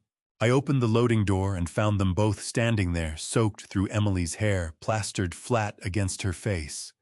Ryan a step behind her, with his eyes fixed on the ground, and his shoulders pulled inward the way a man stands when he has run out of places to put his pride. Neither of them spoke at first. The porch light caught the water running off Emily's chin, off the ends of her fingers, pooling at her feet on the concrete threshold. "Dad." Her voice cracked on the single syllable, broke apart, and could not reassemble itself into anything more than that. "We have nowhere else to go." I looked at her for a long moment. This woman standing in the rain was not exactly the woman who had folded her arms on my porch 8 weeks ago and told me I needed to learn a lesson. That woman had been certain. This one had been through 3 days of a different kind of education, bank calls, and attorney notices, and the particular humiliation of discovering that the person you built your plans around had been building his own plans against you the whole time. Something underneath the certainty had given way, worn thin by the weight of consequences she had not fully imagined when she was still doing the imagining. She looked standing there in the rain the way I had looked standing in that abandoned parking lot on Cesar Chavez Avenue, and I did not feel satisfaction at that. I want to be clear about that. There was no part of me that was glad to see it. "The bank froze everything," she said. Her voice was working hard to stay level and not entirely succeeding. "Frank's attorney filed Monday. We can't even access the checking account. We've been staying in Ryan's car for 2 nights. She stopped. Her shoulders shook once a full-body shudder she did not try to hide. I didn't know where else to go. Ryan still had not spoken. He had not looked up from the ground. Whatever version of himself he had been performing for the past 2 months.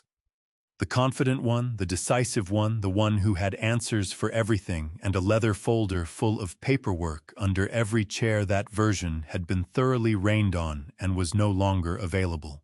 I thought about the note in my jacket pocket. Dorothy's handwriting, 7 words. "I'm afraid she'll forget who you are." I thought about a girl at 18 years old in a hospital bed in the San Fernando Valley, frightened and in pain, and 2 pianos sold without complaint on a weekday afternoon while she was sleeping. I thought about the parking lot on the 101 near Gilroy, pulled over on the shoulder 20 minutes that nobody ever knew about. I did not feel triumph.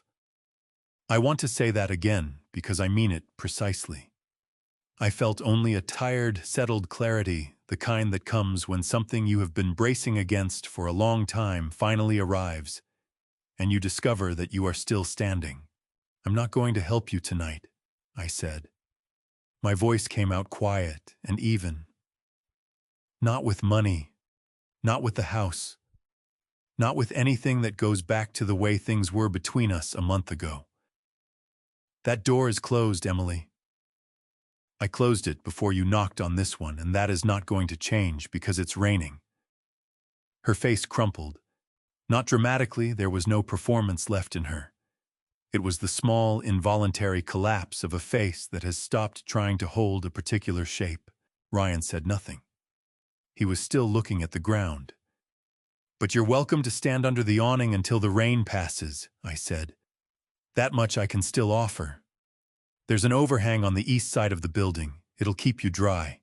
I stepped back from the door. Not in anger. Not to punish. Simply because the conversation had arrived at its natural end, and I had said everything I needed to say, and standing there another moment would not change what had been said, or what had been done, or what had been lost on all sides. I closed the loading door. The sound of the rain on the roof filled the workshop, steady and unhurried. I stood with my back to the door for a moment and breathed. Then I walked to the Steinway, pulled out the bench, and sat down. Behind me, somewhere outside, under the east awning, 2 people were standing in the December rain, with nowhere to be. I did not open the door again to check. Some things a man learns to leave be. I placed my hands on the keys. I sat down at the 1948 Steinway Model K, and let my hands find the keys, the way they always had. Not from memory exactly, but from a deeper place, the place where a man's body remembers what his mind has been too busy or too broken to return to. The bench was the same one I had been sitting on for 31 years. The height was right. The distance from the fallboard was right. Everything in this workshop had been placed where it needed to be by a man who understood that precision was not the same thing as control. Precision was love made visible. Control was something else entirely. The piece I began to play was one I had started writing for Dorothy 30 years ago, the winter after we finished the sunroom, during a stretch of cold weather that kept me inside the workshop for 3 consecutive Saturdays. She had come by on the third one with sandwiches and coffee, and she had sat on this same bench beside me while I played her what I had so far 16 bars, maybe 20, the skeleton of something I could hear fully inside my head, but could not yet translate through my fingers. "That's beautiful," she had said. "Finish it." I never did. There was always a piano to restore, or a mortgage payment to calculate, or Emily's tuition to figure out, or a kitchen faucet that needed replacing on a Sunday afternoon. Life has a way of consuming the very things that make it worth living, and I had let it, because I thought there would be time later. Later was a country I kept planning to visit without ever booking the ticket. Tonight, 30 years later, I sat in the dark with the rain falling on the roof and played it through from the beginning. Corey was sitting on the stool near the workbench, leaning against the wall with his arms crossed, watching me with the particular stillness of a man who understood that being present was sometimes more important than being useful. He had been there when I closed the door on Emily and Ryan. He had not asked me what I said to them. He had simply walked to the back of the workshop, turned off the overhead lights, and left the bench lamp on over the Steinway, as though he had known before I did where I was going to end up. I played the opening bars the way I had written them 30 years ago. Slow, deliberate, each note placed with the care of a man building something he intended to last. The Steinway responded the way a well-maintained instrument always does, with a generosity that exceeds the skill of the player, giving back more than it receives. The soundboard resonated through the case and into the concrete floor beneath my feet, and I could feel the vibration traveling up through my legs and settling into my chest. And for a moment, I understood something about music that I had spent my entire career knowing intellectually, but had never felt this precisely, that the sound does not come from the piano. It comes through the piano. The piano is just the door. I reached the middle section, the part I had never finished, and my hands hesitated for perhaps 2 seconds. Then they moved again, finding notes I had not written, building phrases I had not planned, following a thread I could not have described to anyone, but which felt in the playing as inevitable as gravity. The rain on the roof kept its own rhythm slightly faster than mine, and the two patterns wove together in the way that unplanned things sometimes do when neither one is trying to lead. The ending came without announcement. A single chord held allowed to decay naturally, the way a Steinway's sustain will carry a note for 30 seconds. If you let it, the sound thinning and thinning until it becomes indistinguishable from silence. I lifted my fingers from the keys and placed my hands flat on the closed fallboard and sat there listening to the rain and the last ghost of the chord disappearing into the workshop ceiling. I did not check whether Emily and Ryan were still standing outside under the awning. Whatever happened to them from this point forward was a matter for them to settle and for me to release.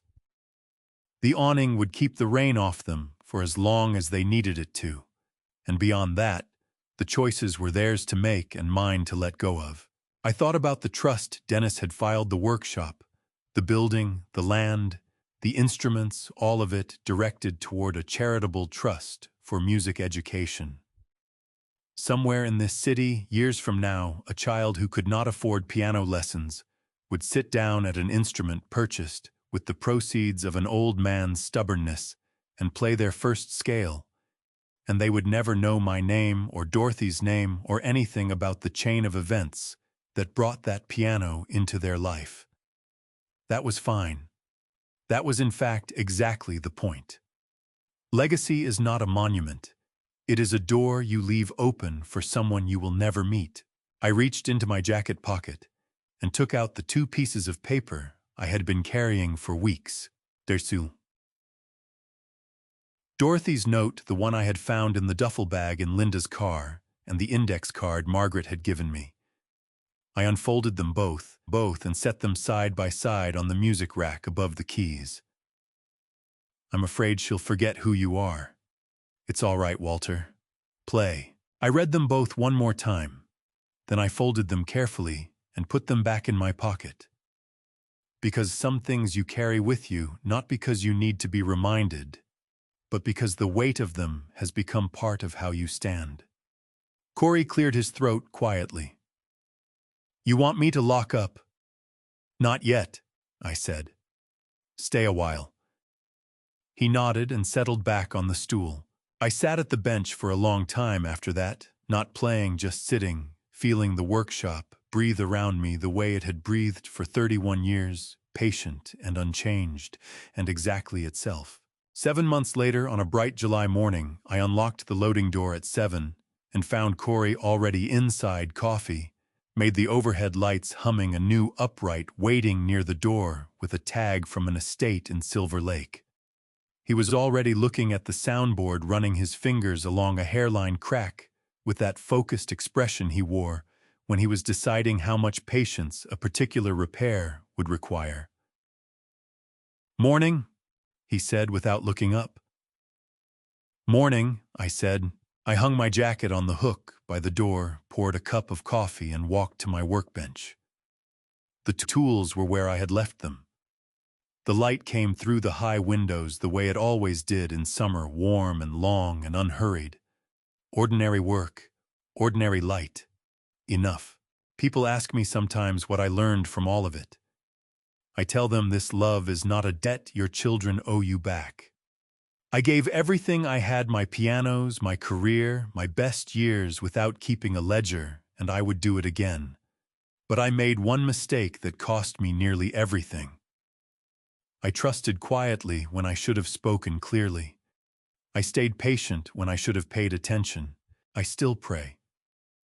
And I still believe that God sees what gets buried under silence long before any of us do.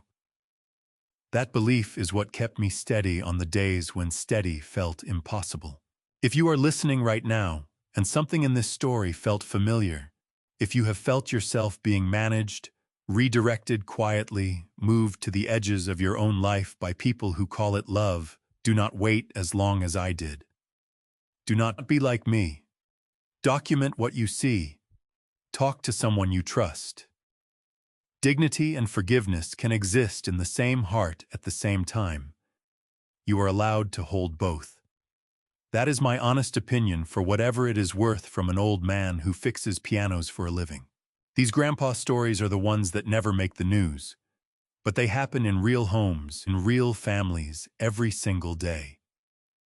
This channel is built for family story after family story that deserves to be heard. The quiet battles, the slow recoveries, the ordinary men and women who chose themselves before it was too late. If this grandpa story reached you today, leave a comment below. Share it with someone who needs it. Subscribe so you never miss another family story like this one. Thank you for staying with me until the very end. A gentle note: the stories ahead contain fictional elements built for reflection and education. If that is not what you came for, you are welcome to step away and find something that fits you better. No hard feelings. That is your right too.